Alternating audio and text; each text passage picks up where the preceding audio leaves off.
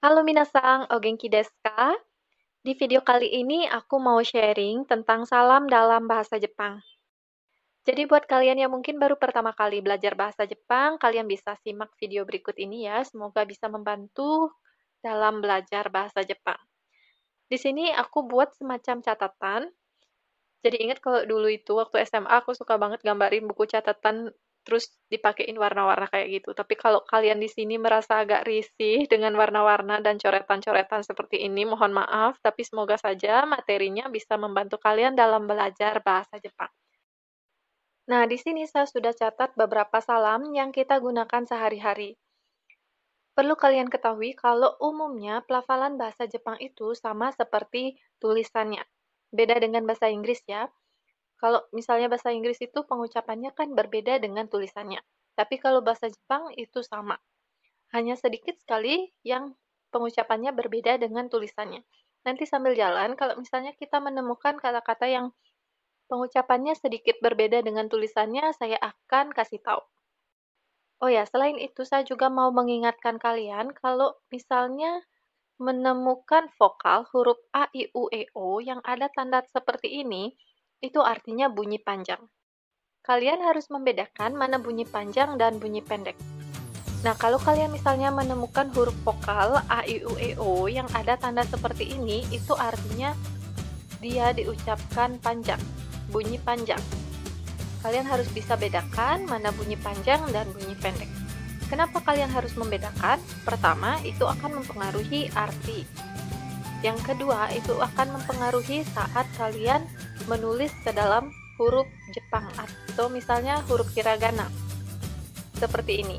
Huruf O yang ada tanda seperti ini nanti akan ditulis OU atau OO. Oke? Tapi nggak usah bingung dulu. Intinya kalian kalau nemu huruf vokal A, I, U, E, O yang ada tanda seperti ini, itu diucapkan panjang. Hai minasang, kita langsung saja mulai pelajarannya. Nanti kalian juga bisa ikuti pengucapannya setelah saya ya. Kita mulai dari sini. Ohayo gozaimasu. Ohayo gozaimasu. Artinya selamat pagi. Ingat ya, kalau kalian nemu huruf O isi tanda seperti ini, dibaca agak panjang pengucapannya. Kemudian huruf U di sini saya isi tanda, pengucapannya itu agak kecil, bisa sampai tidak terdengar. Ohayo gozaimasu. Oke, ohayo gozaimasu. Kemudian di bawahnya ada ohayo. Ohayo artinya pagi. Jadi ini sama ya, artinya selamat pagi, hanya saja ohayo gozaimasu itu lebih sopan. Jadi nanti kalian bisa gunakan itu untuk memberi salam kepada guru atau orang tua atau orang yang lebih dihormati. Nanti kalian isi gozaimasu. Kalau ohayo itu bisa kalian gunakan untuk teman atau kenalan yang sudah akrab. Oke, saya bisa dimengerti ya perbedaannya ohayo gozaimasu dengan ohayo. Ohayo gozaimasu itu lebih sopan. Kemudian di bawahnya ada konnichiwa. Konnichiwa artinya selamat siang. Konbanwa. Konbanwa artinya selamat malam. Di sini n-nya dibaca terus yang di sini dibaca eng. Ini ya yang saya bilang kalau misalnya ada sedikit sekali pengucapan bahasa Jepang yang berbeda dengan tulisannya. Sedikit. Nah, terus di sini ada oyasumi nasai. Oyasumi nasai. Itu artinya selamat tidur atau selamat beristirahat. Nah, kalian sudah belajar 5 salam ya. Coba kita ingat-ingat lagi. Ohayo gozaimasu. Ohayo gozaimasu. Terus ohayo. Ohayo. Konnichiwa. Konnichiwa. Konbanwa. Konbanwa. Oyasumi nasai. Oyasumi nasai. Nah, sudah bisa ya 5 salam dalam bahasa Jepang. Sekarang kita lanjut ke yang di bawah sini. Oke, di sini ada salam yang kita gunakan untuk perpisahan. Sayonara. Sayonara. Itu artinya sampai jumpa. Ingat, di sini ada O yang saya isi tanda seperti ini. Dibaca panjang. Sayonara. Sayonara. ini adalah sampai jumpa kalau misalnya kalian kira-kira berpisah dalam waktu yang lama, entah itu 1 bulan, 3 bulan, setahun. Intinya kalian menganggap bahwa itu adalah waktu yang lama. Kemudian di bawahnya ada dewa mata. Dewa mata itu artinya sampai jumpa. Nah, ada sayonara, ada dewa mata. Kalau sayonara berpisah dalam waktu yang lama, kalau dewa mata itu berpisah dalam waktu yang singkat, mungkin 2 hari atau 3 hari lagi bisa bertemu. Kemudian di sini ada mata ashita. Mata ashita artinya sampai jumpa besok. Mata ashita. Jadi huruf ini seperti agak enggak dibaca ya. Mata ashita, sampai besok.